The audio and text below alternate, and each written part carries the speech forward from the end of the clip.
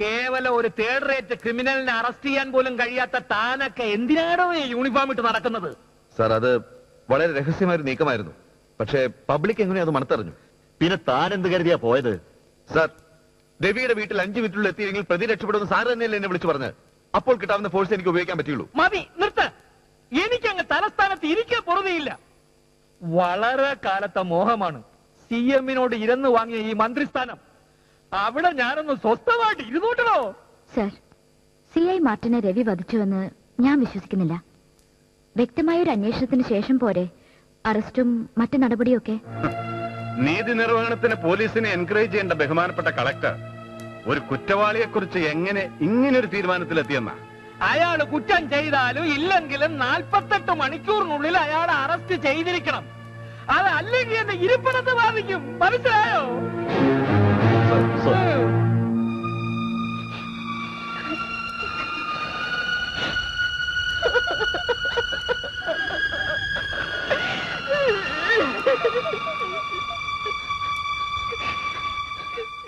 മേസ്ത്രിയുടെ ചിതയെരിയുമ്പോൾ തോളിൽ തട്ടി ആശ്വസിപ്പിക്കാൻ സ്നേഹിതന്റെ അരികിൽ രവിശങ്കരം ഉണ്ടാകും, അല്ലെ? റൈറ്റ്. അവന്റെ അമ്മയുടെ ബഹുജന മുന്നേറ്റ മുന്നണിയുടെ കോട്ടയ്ക്ക് പുറത്ത് അവനെ തനിച്ചു കിട്ടാവുന്ന ഏറ്റവും നല്ല അവസരം.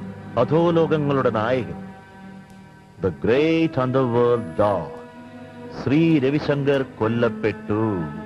നാളത്തെ പത്രത്തില് മുൻ പേജിൽ തനിക്കത് വായിക്കാം. പല വഴിക്ക് ഞാൻ നോക്കി മടുത്തു. ഇപ്രാവശ്യമെങ്കിലും രവിശങ്കറിനെ ഒന്ന് ഇല്ലായ്മ ചെയ്തു തരണം. 2 ഷാർപ്പ് ഷൂട്ടേഴ്സിനെ ഞങ്ങൾ അറേഞ്ച് ചെയ്തിട്ടുണ്ട്. ആൾക്കൂട്ടത്തിനിടയിൽ രവിശങ്കറിനെയും കാത്ത് അവരുണ്ടാവും. അവരുടെ കൂടെ നിങ്ങളുടെ ആൾക്കാരും ഉണ്ടാവണം. പോലീസുമായുള്ള ഒരു എൻകൗണ്ടറിലാണ് ഇത് സംഭവിച്ചതെന്ന് പത്രക്കാർ എഴുതും.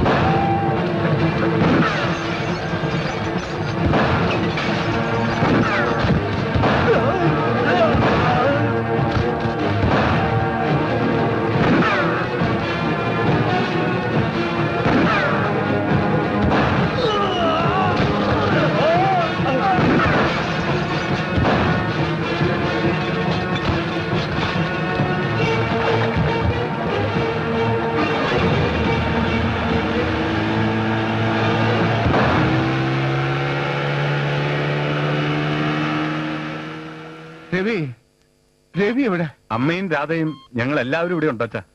രവി എന്താ വരാത്തെ? അവനെന്തെങ്കിലും? ഒന്നും സംഭവിച്ചില്ല, സുഖമായിട്ടിരിക്കുന്നു. അവനെ കൊണ്ട് മറ്റുള്ളവർക്കല്ലേ ബുദ്ധിമുട്ട്. അരുത് മോനെ. ഇതിനെല്ലാം കാരണം അവനല്ലേ അമ്മേ. ഭയന്നിട്ട് റോഡിലിറങ്ങാൻ നിവൃത്തിയില്ലാതായി. പണ്ടേ ഞാൻ നിങ്ങളോട് പറഞ്ഞതാണ് അവനെ വളർത്തുന്ന രീതി ശരിയല്ലെന്ന്. മാനമോ പോയി, ഇനി ജീവൻ പോകുന്ന എപ്പോഴാണെന്ന് ആർക്കറിയാം. എനിക്ക് അവനെ ഒന്ന് കാണണം, സംസാരിക്കണം. അവൻ ഈ പരിസരത്തെങ്ങാനും വന്നാൽ അറസ്റ്റ് ചെയ്ത് അകത്താക്കാൻ പുറത്ത് ഞാൻ പോലീസിനെ ഏർപ്പാട് ചെയ്തിട്ടുണ്ട്.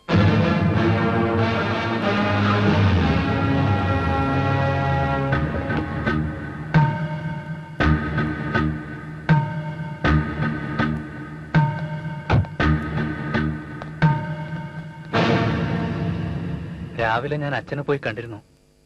ഇനി ഭയപ്പെടാനൊന്നുമില്ലെന്നാ ഡോക്ടർ പറഞ്ഞത്. അങ്ങയുടെ നല്ല മനസ്സിന് ഒന്നും സംഭവിക്കില്ല. ഈ പരിസരത്ത് എവിടെ കണ്ടാലും അറസ്റ്റ് ചെയ്യണമെന്ന കമ്മീഷണറുടെ ഓർഡർ. പക്ഷേ സാർ ഇവിടെ വന്നിട്ടില്ല, ഞങ്ങൾ കണ്ടിട്ടുമില്ല.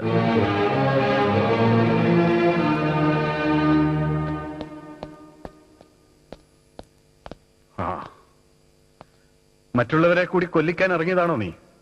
എന്താ ഹരിയേട്ടന് ജീവനിൽ അത്ര കൊതിയാണോ?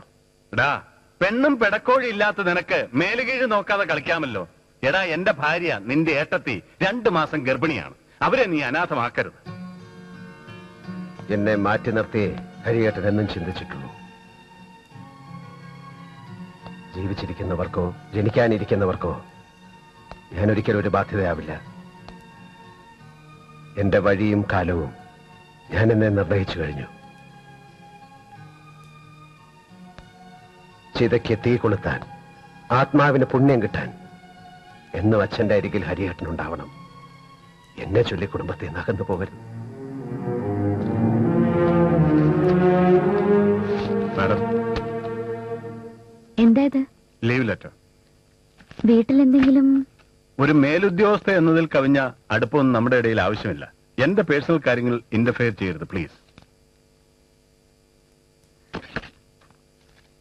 ഇതെന്താ ഹരിയേട്ടാ ഒരു അന്യനെ പോലെ സംസാരിക്കുന്നത്? ഇങ്ങനൊരു അവസരത്തിൽ ശക്തനായി കൂടെ നിന്ന് കുടുംബത്തെ സഹായിക്കല്ലേ വേണ്ടത്? ഇത്രയും കാലം ക്രിമിനൽസ് തെരുവിലാണ് ജീവിക്കുന്നതെന്നാണ് ഞാൻ വിചാരിച്ചത്. പക്ഷേ അവനെ സഹായിക്കുന്ന മറ്റൊരു ക്രിമിനൽ ഈ കോട്ടയ്ക്കകത്ത് തന്നെ ഉണ്ട് എന്നുള്ളത് മനസ്സിലാക്കാൻ ഞാൻ വൈകിപ്പോയി. സത്യം അറിയാതെ എന്നെ കുറ്റപ്പെടുത്തുകയാണ് ഹരിയേട്ടൻ. നോ, അരുത്. എന്നെ ചേട്ടാന്ന് വിളിക്കാനുള്ള അവകാശമൊന്നും ഞാൻ നിനക്ക് തന്നിട്ടില്ല. ഇനിയെല്ലാം നിങ്ങളുടെ ഇഷ്ടം. ഞാൻ ഇറങ്ങുന്നു. ഒരു മടക്കം. അതിനെക്കുറിച്ച് എനിക്ക് ഒരുപാട് ആലോചിക്കേണ്ടിയിരിക്കുന്നു.